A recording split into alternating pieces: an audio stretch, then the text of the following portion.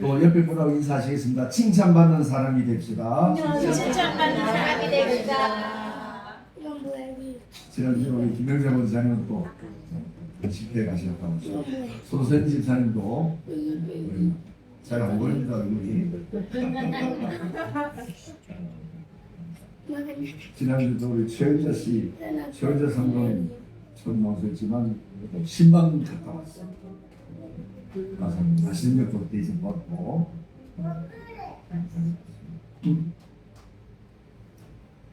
초대교회는 성령이 강림하심으로 이제 점점 크게 부흥하잖아요. 왕성하게 되었습니다. 사도들에 의해서 기사와 표적이 나타나고 베드로가 말씀을 한번 선포할 때 3,000명이 돌아오는 그런 역사가 일어났습니다. 또 자신의 집과 밭을 팔아가지고 그 판값을 사도들에게 가져와서 또 사도들이 모든 공동체 사람에게 필요한 대로 나누어 주는, 도저히 나타날 수 없는, 그렇죠? 그런 놀라운 일이 초대교회 역사에 기록되어 있습니다. 어렵잖아요? 저도 신앙생활하면서 어떤 권사님인데 자신의 집을 팔아서 10분의 1을 공부한 걸 봤어요. 이런 거지 거의 한쪽 발을 못 쓰십니다. 한쪽 발을 못 쓰면 늘 이렇게 지팡이 짚고 다니는 건데 그 집이 막 크고 화려한 집은 아닌데 그래도 하여튼 집을 팔아서 10분의 1을 이거 얼마나 대단한 거예요. 근데 초대교회는 바나바와 같이 자신의 큰 땅을 팔아가지고 이렇게 응답하는 그런 분들이 있었고 그걸 가지고 많은 공동체 식구들을 먹여 살렸습니다. 사도행전은 이와 같은 초대교회의 모습을 기록하면서 주께서 구원받는 사람을 날마다 더하게 하시니라 이렇게 기록하고 있어요. 많은 사람들이 본 거예요. 그죠? 보면서 예수님을 믿는 사람은 다르다 이렇게 해서 변화가 있었습니다. 오늘 본문은 그 이후에 일어난 사건입니다. 성도들의 수가 많아지면서 그 중에는 잘 사는 사람도 있고 평범하게 사는 분들도 있지만 경제적으로 어려운 형편에 처해 있는 사람들이 적지 않았습니다. 왜냐하면 초대교회 때부터 노예들이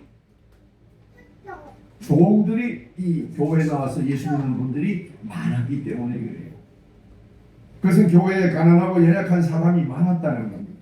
사도들은 이 비교적 생활에 여유가 있는 성도들이 모아낸 그 재정, 물질로 이 어려운 이들에게 나누어주는 구제의 일까지 사도들이 감당을 했습니다. 근데 이때 교회에 원망하는 일이 생겼어요.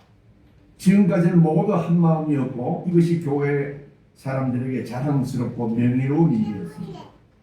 날마다 마음을 같이해서 성전에 모이기를 힘쓰고 집에서 떡을 떼며 기쁨과 순전한 마음으로 음식을 나누어 먹었다. 이렇게 성경에 기록하고 있으니까 아주 즐거운 모습이 됐잖아요.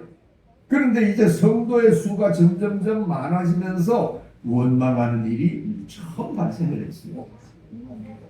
이것은 마치 아브라함과 롯이 그 소유가 많아질 때 그들의 목자 사이에 다툼이 생긴 것과 같았습니다. 아브라함과 롯의 목자, 즉 가축계가 점점점 많아지면서 이 가축을 기를 만한 땅이 목초지가 필요하잖아요. 그래서 서로 종들끼리 다툼이 일어납니다.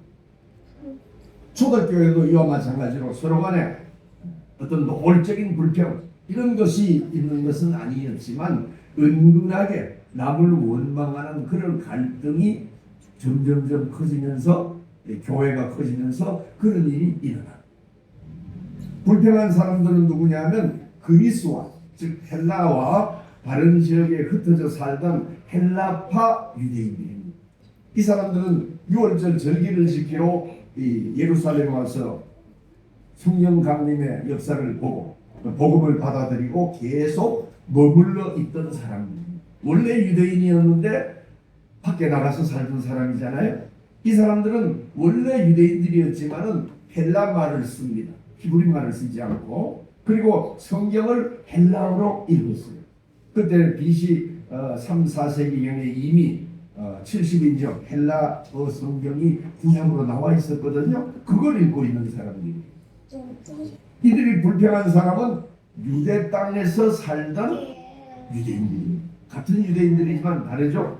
해외 나가 살던 디아스포라 유대인들과 그리고 유대 땅에 살고 있던 사람들, 이런 사람. 이 유대 땅에 살고 있는 유대인들은 히브리 말을 쓰고 히브리 성경을 읽는 사람들, 조금씩 다르잖아요. 이들은 기독교 신앙을 받아들였지만은 회심하기 전에 서로에 대해서 품고 있던 갈등이 해소되지 않은 거예요. 그럴 수 있죠.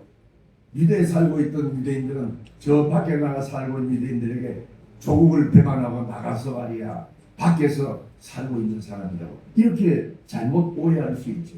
왜냐하면 유대 땅에 살기가 어려우니까 또는 노예로 팔려가거나 다른 나라에 붙잡혀가서 점점점 세계 각지로 흩어져 살던 사람이 있던 거거든요. 그런데 유대인들은 해외 나가도 유대인이라고 하는 정체성을 굉장히 강조하지 않습니까? 지금도 유대인들이 전 세계에 퍼져 있지만 이스라엘에 무슨 문제가 생기면 미국에 있는 사람들이 그 돈을 보내는 거 보세요. 러시아나 다른 동국권에 있는 사람들 전부 돈을 보내가지고 이스라엘을 여기 살리고 또 이스라엘 공격받지 않게 그렇게 미국 교회를 흔들고 있잖아요. 헬라파 유대인들의 불평은 그들의 과부들이 날마다 나누어주는 식량 배급 또 뭐 식사 여기에서 무시당하고 제대로 이걸 받지 못하고 있다. 그 당시는 우리가 정확하게 기억을 할 수 없지만은 매일 예배로 모여서 가능성이 있고 주일날도 물론 모여서 성찬식을 했을 것이고 그렇잖아요. 그런데 이 과부들, 고아들, 나그네들 이런 사람들은 먹을 게 별로 없는 거예요. 그래서 교회에서 많이 똑같은 대접을 했는데 어떤 사람은 빨리 와서 많이 먹는 사람이 있고 어떤 사람은 잘 모르고 저 뒤에 앉았다가 조금밖에 못 먹는 사람이 있을 수 있는 거죠. 그렇죠? 그때는 이 성경에 나오듯이 나그네와 과부와 고아들은 물론 가장 연약한 사람 중에 있는 사람들이죠. 그리고 이 사람들이 무슨 장례를 위해서 무슨 저축을 했다거나 재물을 가지고 있는 그런 사람들이 아니었습니다. 그래서 교회가 이들에게 친절을 베풀어서 매일매일 일용할 양식을 공급하는 것. 그런데 이런 구제를 베푸는 일에 히브리파 유대인들의 과부들이 더 보살핌을 받고 헬라파 유대인 과부들은 덜 받는다. 이렇게 생각을 하게 됩니다. 이 일을 누가 관장했냐면 12사도들이 이 일을 한 거예요. 사람은 수천 명, 수만 명이 모였는데 이를 12사도들이 관장하고 있었다는 거예요. 그런데 사도들은 이 외에도 할 일이 많지 않습니까? 무엇보다 신자들에게 복음을 선포하고 가르치는 문제가 있죠. 그때는 초대교회가 얼마나 복음에 대해서 알기를 갈망했겠어요. 복음을 가르쳐야 돼요.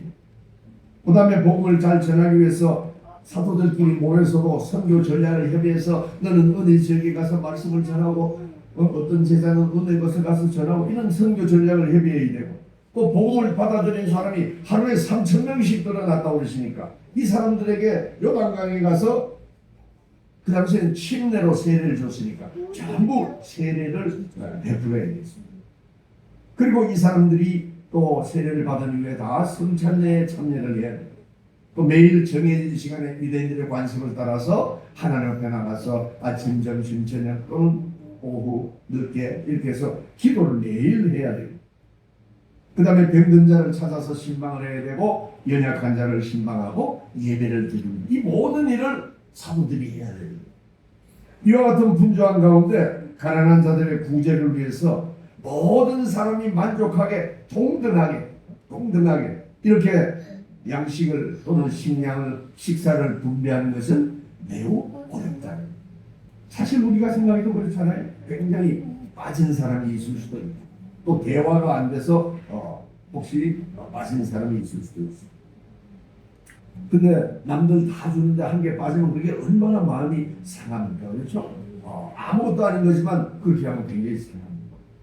사도들은 헌금을 납부한 신자들에게 또 취지가 있잖아요. 헌금을 할 때 목적 헌금이 있습니다. 이것을 어느 지역에 있는 교우들에게 좀 나눠 주십시오. 이렇게도 볼 수 있잖아요. 또는 특별히 나그네를 대상으로 이 내가 판 돈을 사용하여 주십시오. 이렇게 줄 수도 있고 목적을 붙여서 우리가 헌금을 할 수가 있어요.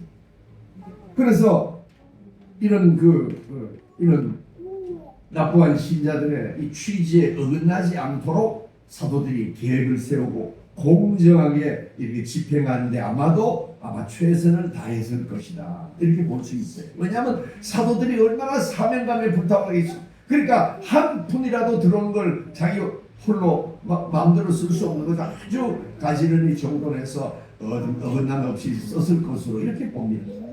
그런데도 불구하고 이 헬라파 유대인들이 보기에는 그렇지 않았다.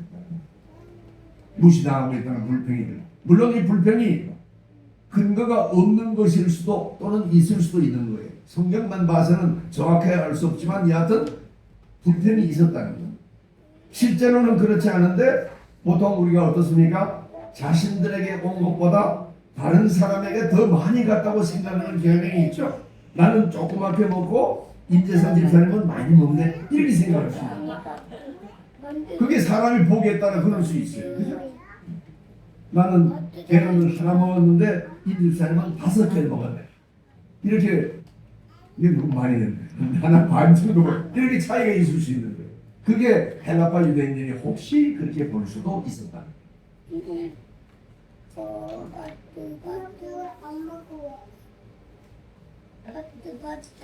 근데 또 이런 문제도 있을 수 있어요. 헬라파 유대인들은 외부에서 온 사람들이잖아요. 그런데 그 유대 밭을 팔고 땅을 팔아서 이렇게 내놓는 사람은 주로 누굽니까? 유대파 사람들이었어요. 히브리파 사람들, 즉 유대 땅에 살고 있는 사람들이 자기 땅을 팔아서 가지고 오지 저 밖에 나간 사람이 그 땅을 팔아서 가져오기 어렵잖아요. 그래서 이런 사람들, 헬라파 유대인들은 히브리파 유대인들처럼 자신의 소유를 팔아가지고 내놓지 않았어요. 그래서 이 가난한 헬라파 과부들에게 이 교회가 소유한 재정에서 아마도 배당이 조금 적게 돼서 가능성도 우리가 학자들이 있을 수 있었다 이렇게 보는 거예요. 똑같이 나눠준다고 했지만 히브리파 사람들에게서 나오는 금액이니까 이쪽에 조금 더 주고 헬라파에게 조금 덜 줬을 가능성도 있는 거죠. 그럴 수 있잖아요. 사람 입장에 그럴 수 있어요. 그러니까 우리가 깊게 생각해 보면 여러 가지 가능성이 있고 그럴 만한 이유가 있고 또 헌금한 사람의 취지에 따라서 사용하는 방식이 차이가 있다. 이렇게 우리가 넓게 이해할 수 있지만 헬라파 유대인들이 볼 때는 이런 일이 매정하게 보이고 부당한 것으로 생각을 하는 거예요. 교회의 일이라는 게 그럴 수 있습니다. 그렇죠? 우리가 넓게 이해하면 되는데 그렇지 못할 경우가 있습니다. 그런데 이 문제를 사도들이 지금까지 처리했어요. 사람들은 가지고 와서 사도들의 발 앞에 가지고 왔다 그랬으니까 이걸 사도들이 받아가지고 이제 모든 것을 처리한 거예요. 아마도 사도들이 혼자 12명이 그걸 다 못하잖아요. 이게 아마 자기 밑에 적절한 인원을 두어서 몇 사람을 두어서 이 사람들을 통해서 했을 것이다 볼 수 있습니다. 그런데 사도들은 또 다르지만은 사도들이 채용한 사람들은 나눌 때 어떻습니까? 사도들만큼 그렇게 세밀하게 그렇게 하지 않았을 거예요. 보살피지 못하고 일을 잘못 처리할 수 있고 사도들은 분명히 이걸 공평히 나누시오 이랬는데 밑에 있는 사람들은 나눌 때 그렇죠? 조금 다르게 할 수가 있고 이 사람의 일이라는 게 그렇습니다. 그래서 결국 어떻습니까? 이 사도들보다 이 문제를 다룰 만한 능력이 있고 신실한 사람이 필요한 거예요. 사도보다도 오히려 그런 걸 할 수 있는 능력이 있는 분이 더 많이 있을 수 있잖아요. 더 세밀하게. 이는 어찌 보면 성전에서 돈 바꾸는 자들의 업무와 같이 세상적인 살림의 문제라고 볼 수 있습니다. 교회 살림도 목사가 잘하는 게 아니고 어떤 사람이 잘합니까? 권사님이나 다른 평신도들이 훨씬 더 잘할 수 있죠. 더 세밀하게. 그렇죠? 그 분야에서 더 잘하니까. 그래서 이 사도들이 구제하는 일은 사도들이 원래 부름받은 사명과는 다른 것입니다. 또 이 문제는 사도들보다 세상 일반 업무에 정통한 다른 평신도들이 더 잘할 수 있어요. 그래서 사도들은 이제 이 문제를 홀로 결정하지 않고 다른 모든 사람을 불러서 거기다 맡기려고 해요. 그게 2절이죠. 우리가 하나님의 말씀을 제쳐놓고 공개를 일삼는 것이 마땅치 않다. 그렇죠. 중요한 문제는 여러 사람하고 의논할 필요가 있습니다. 목사가 단독으로 뭘 결정을 한다든지 홀로 결정하게 되면 나중에 문제가 생기죠. 왜냐하면 잘 안 되는 수가 있잖아요. 그 교회도 문제가 생기는 이유가 너무 독단적으로 일을 처리하다 보면 문제가 생깁니다. 그래서 이걸 다 알려주고 같이 의논하는 게 좋습니다. 사도들은 복음을 전파하는 사역을 앞에 두고 지금과 같은 분열이 있어서는 안 되겠다. 이걸 마음에 다짐을 합니다. 이 일 때문에 말씀을 전하고 기도하는 일이 어긋나서는 안 돼요. 하나님의 말씀을 가르쳐야 되잖아요. 복음 선포가 가장 중요한 사명이었습니다. 사도들이 일일이 생활에 관여하게 되면 하나님의 말씀을 전하는 일에 집중할 수가 없는 거예요. 사도들은 그들의 발 앞에 놓인 그 재물 금전 때문에 말씀 전파를 멀리한다는 것은 있을 수 없는 일이었습니다. 목회에서 가장 중요한 게 말씀을 증거하는 거예요. 그래서 목사님이 어느 교회가 마찬가지고 목사님의 모든 잘못은 용서는 받는데 그런 말이 있다는 거예요.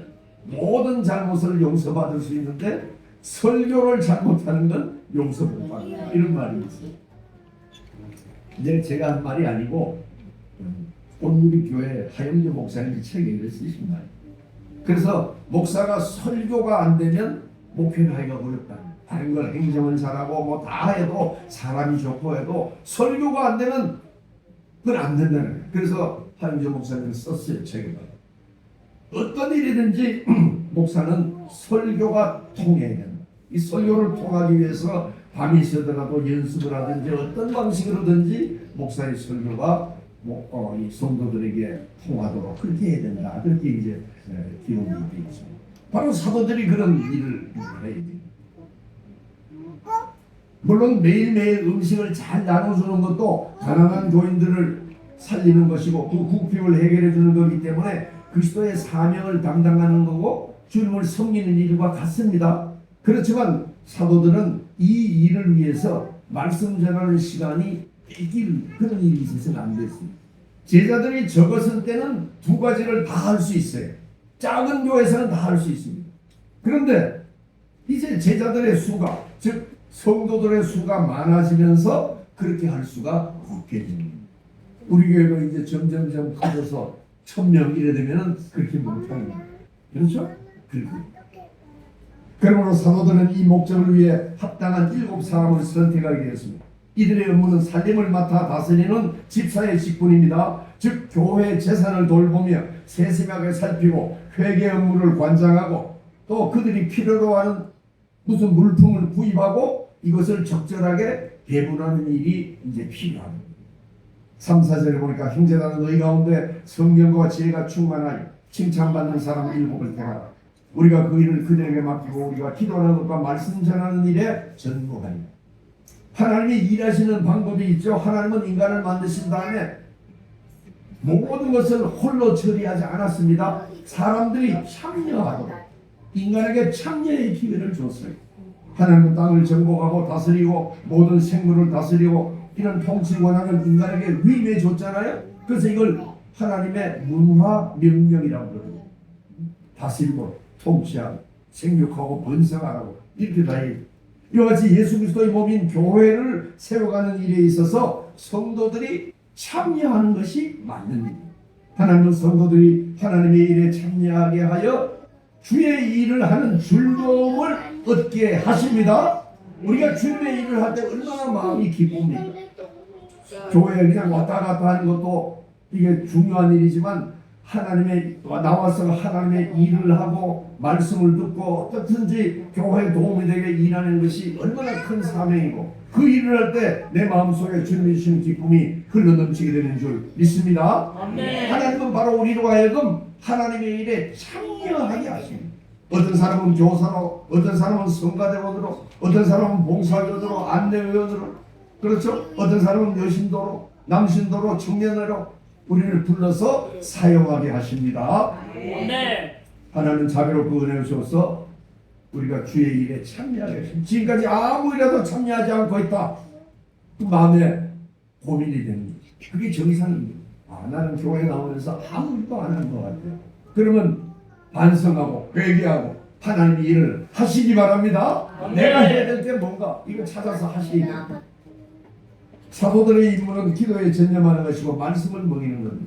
말씀과 기도는 복음의 두 기둥과 같잖아요. 하나가 붙으면 안 됩니다. 두 주제라고 볼 수 있습니다. 하나님의 말씀으로 당신의 뜻을 드러내시고 성도들의 기도를 들어주십니다. 그러므로 사역자는 이 임무에 자신을 스스로 잘 적응시켜서 늘 준비하고 갖추고 있어야 됩니다. 그래서 목사님들은 항상 설교 3편을 준비하고 있어라 이런 말이 있어요. 어느 날 갑자기 무슨 일이 생겨서 갑자기 설교를 부탁할 수가 있잖아요. 이리 왔다 갔다 하는데 목사님이 설교해 주시죠. 근데 미리 준비를 안 해놓으면 엉뚱하게 전에 제가 말씀 이상한 데를 펴가지고 병자를 신방을 가가지고는 네가 곧 죽으리라 이런 설교를 하면 큰일 나잖아요. 잘못해서 그래서 우리는 사역자는 기도하고 말씀 전하는 일에 집중을 해야 됩니다. 5절입니다. 온 무리가 이 말을 기뻐하여 믿음과 성령이 충만한 사람 스데반과 빌립과 브로보로와 니가노르와 디몬과 바미나와 유대교에 입게 있던 안디옥 사람 니고나를 택하여 싸웠다. 사도들의 제안에 대해서 무리가 기뻐했다 그랬잖아요. 시작부터 그렇게 할 줄 알고 있었던 거예요. 목사님이 너무 힘들어. 이제 저 일을 나누어서 맡아야 되라고 성도들이 이미 생각하고 있는 거예요. 그게 조금 늦었다고 볼 수도 있는 거예요. 그래서 사도들의 제안에 우리가 기뻐하면서 가난한 사람을 돌보는 7사람을 선출했습니다. 이들은 성령이 강림은 이 7사람은 아마도 성령 강림한 이후에 예수를 믿은 사람들이었을 것이다. 이렇게 봅니다. 학자들이 72는 제자들 중에 72의 제자들은 이미 말씀을 전하는 권세를 받았었기 때문에 그 사람들은 아니었을 것이고 성령 강림 이후에 예수를 믿은 사람 중에 신실한 사람을 뽑았을 것이다. 이렇게 보는 거예요.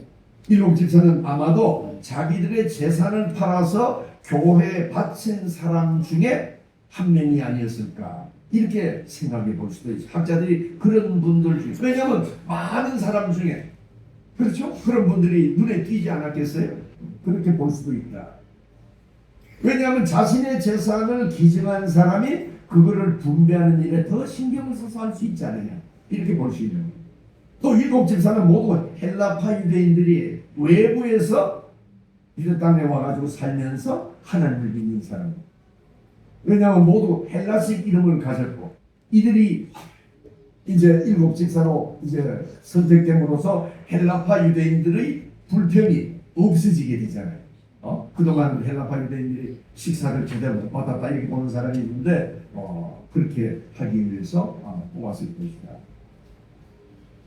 그래서 우리가 오늘 은혜를 받고자 하는 또 말씀은 이 초대교회 성도들은 어떤 사람을 집사로 선택했는가를 살펴보고자 합니다. 제자들은 사도들이 세운 3가지 기준에 따라서 7 집사를 뽑았습니다. 그리고 그들에게 안수했죠. 어떤 사람입니까? 첫째로 성령이 충만한 사람이라고 했어요. 성령과 지혜가 충만하여 칭찬받는 사람 그랬잖아요. 성령이 충만한 사람, 지혜가 충만한 사람, 그래서 칭찬받는 사람. 이 3가지 조건입니다. 사도들이 초대교회 일꾼으로 가장 첫 번째로 내놓은 기준이 바로 성령으로 충만한 사람입니다. 초대교회가 좀 더 확장해 나가려면 돈이 많은 경제력이 있다든지 또는 해외로 막 복음을 전해야 되니까 외국어를 헬라어도 하고 히브리어도 하고 이런 외국어를 잘하든지 또는 학문이 뛰어난 그런 사람이 필요했을 텐데 그런 기준으로 뽑지 않았다는 거예요. 7 집사로 선택받은 사람은 주어진 일을 바르게 처리하는 데 필요한 성령의 은사로 충만했습니다. 교회 일은 성령이 충만한 사람이 해야 되는 거예요. 이들은 전직할 뿐 아니라 재능과 용기를 겸한 사람으로 백성을 재판하는 직책을 맡을 만한 구약시대 같으면 백성을 재판하는 만한 그런 인물이었다. 이렇게 볼 수 있는 거예요. 출애굽기 18장 21절에 보면 백성의 지도자를 뽑는 기준이 나오죠. 너는 온 백성 가운데 능력 있는 사람들 곧 하나님을 두려워하며 진실하며 불의한 이익을 미워하는 자를 살펴서 백성의 천부장과 백부장과 50부장과 10부장을 세우라. 여기도 보면 하나님을 두려워하고 진실하고 자신의 불의한 이익을 꾀하지 않는 사람을 선택하라고 그러잖아요. 교회는 성령이 충만한 사람이 필요합니다. 어떤 사람이 성령이 충만합니까? 두 가지를 통해서 알 수 있습니다. 첫째는 무엇보다도 기도하는 사람이 성령이 충만한 사람입니다. 기도하는 사람이라고 하는 것은 무엇이든지 하나님께 물어본다는 거예요. 그리고 하나님의 응답을 받아서 행하는 사람이고 자신의 철학이나 자신의 생각이나 자신의 가치관이나 자신의 경험에 의존하지 않는다. 인간은 그렇게 하기 쉽잖아요. 내가 해보니 왕년에 내가 이렇게 보고 그러나 하나님께 기도해야 된다. 기도할 때 하나님의 영이 우리를 사로잡아 옵니다. 기도할 때 하나님께서 성령을 충만하게 우리에게 부어줍니다. 또 다른 하나는 그 사람이 성령의 열매를 맺고 있느냐 하는 것을 살펴봐야 됩니다. 여러 개가 있지만 예수님도 그 열매로 나무를 아신다 이렇게 표현했잖아요. 그 나무로 열매를 아신다고 그랬어요. 갈라디아 5장 22절 3절에 보면 오직 성령의 열매는 사랑과 희락과 화평과 오래 참음과 자비와 양선과 충성과 온유와 절제니 이 같은 것은 금지할 법이 없느니라.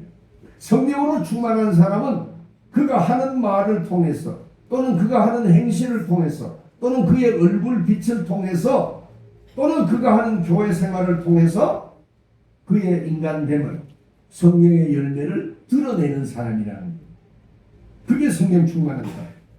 그러므로 우리가 말을 통해서 또는 행위를 통해서 우리의 얼굴 빛을 통해서 또 우리의 교회 생활을 통해서 주님의 영광을 드러내시는 그런 삶을 사시기 바랍니다. 성령 충만한 사람은 온유합니다. 사랑이 많습니다. 오래 참습니다. 절제합니다. 그런 사람을 7사람 중에 한 사람 뽑습니다. 한 사람은 스데반이죠. 스데반은 믿음과 성령이 충만한 사람이었습니다. 예수 그리스도의 가르침을 절대적으로 믿었고 다른 누구보다 믿음으로 충만했어요. 그래서 스데반은 기독교 역사상 최초의 순교자예요. 스데반이라는 이름이 면류관이라는 뜻입니다. 빌립 7집사 중에 한 사람이 또 빌립이 있죠. 이 사람은 특별히 전도자라고 전도자 빌립 이렇게 불려요. 사도행전 8장에 빌립의 가르침과 사랑하는 성에 사마리아 성에 가서 전달한 복음 전파의 내용이 나오잖아요. 8장 12절에 보니까 빌립이 하나님 나라와 및 예수 그리스도의 이름에 관하여 전도함을 그들이 믿고 남녀가 다 세례를 받으니 말씀도 전하고 구제도 했던 것. 우리 모두 성령 충만해서 하나님의 쓰임 받으시기 바랍니다. 둘째는 지혜가 충만한 사람이 됩니다. 여기서 지혜라고 하는 것은 세상의 지식이라든지 정보라든지 학식 같은 게 아닙니다. 하늘의 지혜가 충만해야 됩니다.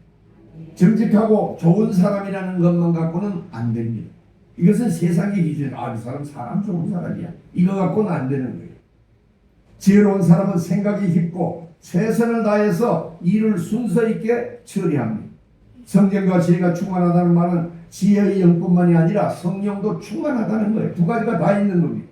교회의 재정을 맡고 있는 사람은 즉 남을 도와주고 구제하는 사람은 지혜가 충만해야 된다는 거예요. 그래야 성실하고 검소하게 교회 재정을 다루게 된다는 거예요. 그 말씀을 해주고 있습니다. 하늘의 지혜는 어떤 사람에게 충만히 주어집니까? 하나님의 말씀을 주야로 묵상하고 말씀을 가까이 하는 사람에게 하늘의 지혜가 주어지는 줄 믿습니다. 말씀을 전혀 읽지 않은 사람에게 하나님이 어떻게 지혜를 주실 수 있겠어요? 말씀을 읽으면서 자신의 속에 지혜가 늘어나게 됩니다. 하나님 말씀을 가까이 하고 말씀을 계속 듣다 보면은 자연스럽게 하나님의 지혜가 우리 속에서 흘러 넘치고 판단하게 되고 승리하게 됩니다. 또 하늘의 지혜는 기도할 때 우리에게 임합니다. 하나님께 지혜를 구해야 됩니다. 하나님 이번에 이 일을 하려고 하는데 주님 지혜를 주셔서 이 일이 진짜인지 가짜인지 아니면 이 일을 어떻게 해야 될지를 알게 해주옵소서. 기도하면 하나님께서 지혜를 주시고 마음의 감동을 주시는 거예요. 그렇지 않으면 하나님이 지혜를 줘도 이게 하나님이 주신 지혜인지 세상에서 판단한 것인지 구별이 안 됩니다. 사람이 교회에서 신앙생활을 할 때 보면은 얼마나 지혜롭게 모든 것을 잘 할 수 있는가를 알 수가 있습니다. 지혜 있는 자하고 지혜가 충만한 자는 어떻게 다릅니까? 지혜 있는 자는 하나님의 말씀을 알고 그 생활 속에 잘 적용하는 사람, 지혜 있는 자입니다. 지혜가 충만한 자는 하나님의 말씀과 뜻을 아는 것으로 그치지 않고 그 말씀을 모든 생활에 실천하는 사람인 줄 믿습니다. 그러므로 우리가 지혜가 있어야 되고 또 지혜가 충만해야 됩니다. 있기만 하면 좀 덜한 거고 충만해서 우리가 말로나 생활이나 하나님의 뜻을 이루는 그런 사람이 되어야 됩니다. 그러므로 지혜가 충만한 자는 생활 속에서 예수 그리스도의 빛을 비추면서 그리스도의 향기를 품어내게 될 줄 믿습니다. 늘 다툼이 있다. 본인에게서 그리스도의 향기가 늘어나지 않는 거예요. 늘 문제가 되고 부부간에 싸움이 난다. 왜 그렇습니까? 두 사람 다 그럴 가능성도 있지만 어느 한쪽이 지나치게 하나님의 그리스도의 빛된 삶을 가지고 있다. 이렇게 볼 수가 있는 거예요. 이 말 들으면 우리가 너무나 마음에 찔림이 있죠. 우리가 부부싸움 할 때도 많잖아요. 그러나 이게 세월이 가면서 더 싸울 게 아니고 점점점 없어져서 마침내 아주 화목한 그런 아름다운 가정이 되어야 되잖아요. 그렇게 하기 위해서는 우리가 기도하고 또 말씀 상고하면서 하늘의 지혜가 우리 속에 머물러야 됩니다. 그래서 하나님이 기뻐하는 그런 삶을 살아갈 때 주께서 우리의 입을 통해서 우리의 얼굴 빛을 통해서 남편의 얼굴만 봐도 마음이 환해지는 그렇죠? 그런 삶이 우리의 삶에 흘러날 줄 믿습니다. 아마 7 집사는 그런 분이었을 것 같아요. 왜냐하면 스데반의 기사에 나오지만 스데반이 하늘을 향해서 저들을 용서하옵소서 하고 하늘을 향해 이렇게 얼굴빛이 환하게 비쳤다고 이게 나오고 있잖아요. 세 번째로 칭찬 듣는 사람이 되어야 합니다. 어떤 사람이 칭찬받습니까? 이웃에게 흠없고 성실한 사람, 모든 일에 덕스럽게 여기지는 믿을 수 있는 사람이 칭찬을 받습니다. 그 사람 정말 믿어온 사람이야. 그 사람 말은 뭐든지 믿을 수 있어. 사람들이 오가는 말 속에 선한 행실이 입증되는 사람, 그런 사람이잖아요. 우리 대부분이 다 그렇지만 더 칭찬받는 사람이 되어야 됩니다. 교회에서 직책을 맡은 사람들은 신뢰할 수 있는 사람들이 되어야 돼요. 교회 직책을 잘 수행하기 위해서는 신실한 사람이 되어야 됩니다. 야, 그 목사님은 그래도 믿을만해. 이런 얘기가 나와야 되는데 예를 들어서 그 목사님은 안 돼. 그럼 어떻게 되겠어요? 그러면 목회가 어려워요. 그럼 교회에 이제 문제가 되는 거예요. 그럼 뭐 교회 그 목사님이 빨리 교회를 관두면 되지만 그렇게 잘 안 됩니다. 사람이. 그래서 자기를 싫어하는 사람이 오히려 이렇게 하고 문제가 일어나게 만들고 그런 일이 큰 교회가 얼마나 일어납니까? 우리는 칭찬 듣는 사람이 되어야 됩니다. 칭찬은 하나님께 칭찬 듣는 것만이 아니고 세상 사람들로부터도 칭찬을 받아야 됩니다. 초대교회에서 일꾼을 뽑을 때 주위 사람들도 인정하는 그런 일꾼을 뽑은 거예요. 목회자 디모데도 칭찬받는 사람이었죠. 사도행전 16장 2절에 보면 디모데는 루스드라와 이고니온에 있는 형제들에게 칭찬받는 자, 그런 이름을 가졌습니다. 기도하면서 하나님의 말씀을 묵상하는 자는 세상에서 칭찬받고 살게 되어 있습니다. 세상에서 인정받고 칭찬받는 사람이 하나님께서도 그를 뽑아서 사용을 하시는 거예요. 아무리 신앙생활을 잘한다 해도 주변에서 비난받고 인정받지 못하는 사람은 하나님이 쓰시기 어렵습니다. 6절 7절입니다. 사도들 앞에 세우니 사도들이 기도하고 그들에게 안수하니라. 하나님의 말씀이 점점 왕성하여 예루살렘에 있는 제자의 수가 더 많아지고 허다한 제사장의 무리도 이 도에 복종하니라. 사도들은 집사들과 함께 또 그들을 위해서 기도했습니다.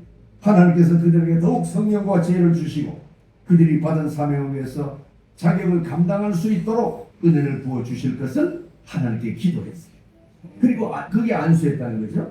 교회 직분을 맡은 모든 사람들은 교회의 기도를 통해서 하나님의 은총에 위탁됩니다.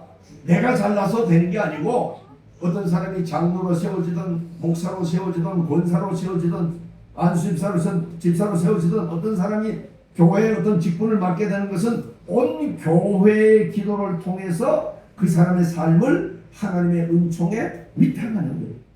그래서 온 교회가 그를 위해서 함께 기도하는 거예요. 이제 집사를 바르게 세움으로 초대교회가 부흥하고 발전했습니다. 교회 내에 질서 있게 문제들이 처리되자 불평이 사라졌습니다. 안 그러면은 불평이 계속 있잖아요. 근데 교회에서 모든 일을 지혜롭게 처리해서 7 집사를 세웠더니만 모든 불평이 사라진 거예요. 불만이 가라앉았습니다. 참된 신앙이 교회의 뿌리를 내리게 된 줄 믿습니다. 교회에서도 어떤 조그마한 문제가 있을 때 빨리 그 문제를 놓고 기도하고 해결해야 되는데 이걸 그냥 계속 두고 있다가 이게 점점점 뿌리가 커져서 나중에는 큰 뿌리를 캘 때 너무 어려워. 그래서 교회가 흔들리는 그런 일이 있습니다. 하나님의 말씀이 점점 왕성하게 퍼져갔습니다. 이제 사도들은 전보다 더욱 복음 전파에 힘썼고 복음은 널리 퍼지고 큰 힘을 발휘하게 된 줄 믿습니다. 사도들은 이제 세속적인 일에 얽매이지 않고 오직 복음 전파와 기도에 몰두함으로써 복음이 크게 역사하게 되었습니다. 복음을 반대하던 제사장들 중에도 무리가 이루어서 무리가 돌아왔다 이렇게 되어 있어요. 제사장들이 복음을 받아들임으로써 하나님의 말씀과 은총이 더 확대된 거예요. 제사장들이 오히려 다 반대했잖아요. 그런데 이 사람들이 그들의 편견을 극복하고 주님의 은총을 받아서 회심하고 무리가 모여서 많은 무리들이 주님께 돌아왔다는 거예요. 이들은 그리스도의 능력이 있는 말씀을 받아들이고 모든 부정적인 사고를 버려버리고 주님께 복종하게 된 줄 믿습니다. 우리에게 자꾸 부정적인 생각을 일으키는 것들이 일어나잖아요. 예수의 이름으로 끊어야 됩니다. 그리고 우리 교회는 점점 더 발전할 거예요. 우리 가정은 더 화목하게 될 거예요. 우리의 삶은, 우리의 교회는 더 하나님이 기뻐하시는 놀라운 일이 일어날 거예요. 이런 마음을 가지고 그걸 위해서 우리가 기도해야 됩니다. 성령 강림 절기를 지내면서 성령 충만하시고 하늘의 지혜가 충만하시고 칭찬받는 그리스도인이 되시기를 주의 이름으로 축원합니다. 우리 교회도 할 일이 많습니다. 제가 최근에 몇 개 생각하면 우선 교회 홈페이지를 하나 만들어드리겠습니다.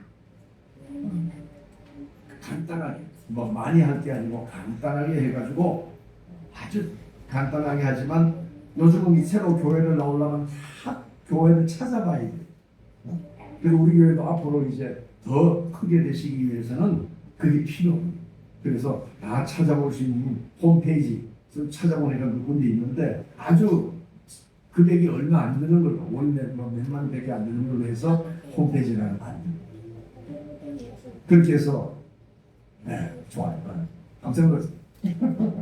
우리 임 선생은 몇백 개서 만들어가지고 그렇게 해서 그걸 마련해가지고 우리 교회도 이제 또 새로 오신 분 또 우리 교회 어떤 교회 제가 찾아보니까 우리 교회 이 클릭인 거 있잖아요.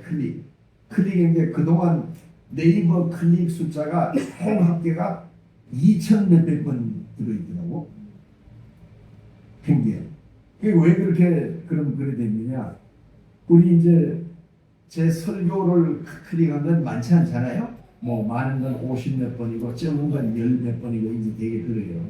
우리 교인들이 아니고 다른 분도 보고 또 큰 교회도 보니까 저보다 먼저 한 그런 목사님들도 뭐 2번, 3번 클릭된 경우에 그런 경우도 많더라고요. 더 큰 교회도 많지만. 근데 그 클릭이 있다고 하는 것은 이 근동에, 자양동에 하여튼 어느 교회든지 큰 빛 그러니까 밖에도 있으니까 한번 찾아본 거예요. 이 교회 어떤 교회인가. 근데 보니까 아무것도 없어. 그러면 찾아 나오기가 어려운 거예요. 그래서 우리가 그런 걸 하기 위해서 홈페이지를 간단하게 만들고 그 다음에 제가 이제 이 주보를 올리자고 하는 이유도 그냥 개인이 보면은 이제 정보가 유출되는 데가 있다고 생각을 하니까 홈페이지에는 교회 주보들이 다 올라가거든요. 홈페이지에 들어가서 일일이 찾아서 보는 것은 괜찮습니다. 거기에 우리가 2026년도부터는 쫙 집어넣으려고 그래서 볼 수 있도록. 그 다음에 우리 교회가 또 약점 중에 하나가 우리가 이제 그동안 주일학교 우리 권태환 원사님이 열심히 노력해서 많이 해오셨는데 혼자 하기가 힘들어요. 사실. 또 제가 목회자로 있으면서 주일학교 아이들도 가르쳐야 되는데 이거 어려운 거예요. 그래서 이제 찾아보니까 온누리 교회에 그 프로그램이 있어요. 온누리 교회에 그걸 이제 깔면은 온누리 교회 프로그램 퐁당이라고 있어요. 퐁당. 이 퐁당 프로그램을 깔면은 유치원부터 초등부, 중등부, 고등부 다 각각의 프로그램이 다 있어서 딱 틀면은 예배부터 뭐 사도신경 또는 그 이제 화면, 요즘 화면 좋아하잖아요. 애들이 화면에 의해서 말씀을 전하는 내용까지 다 나옵니다. 퐁당이라고. 제가 전에부터 그걸 한번 해보려고 했는데 그것도 찾아보니까 또 하는 방법이 있는데 이것도 우리 임재선 집사님 한번 좀 컴퓨터 찾아가지고 퐁당을 깔아가지고 퐁당을 깔면은 온누리교회 팀이 와요. 와가지고 이제 설명을 해주고 쭉 설명을 해주고 이걸 사용하는 방법이라든가 해주면 권태원 사람이 이제 주일학교 아이들 하는 것도 굉장히 쉽고 할 수 있는 길도 여러 군데 있을 수 있어요. 이런 일도 우리가 해야 될 줄 믿습니다. 우리가 더 아름답게 번성하기 위해서 하나님 주신 지혜를 가지고 이 문제를 해결할 수 있고 하나님께서 우리를 더 부흥하게 될 줄 믿습니다. 교회를 더 부흥하게 하기 위해서 우리는 주님의 뜻대로 살아야 합니다. 일곱 집사와 같이 말씀과 기도로 충만하고 믿음과 지혜가 충만해서 주님의 영광을 드러내고 또 주님이 주시는 복을 마음껏 누리는 우리 온 성도들 또 성도들의 가정과 자녀와 가문이 되기를 주님의 이름으로 축원합니다. 기도하겠습니다. 아버지 하나님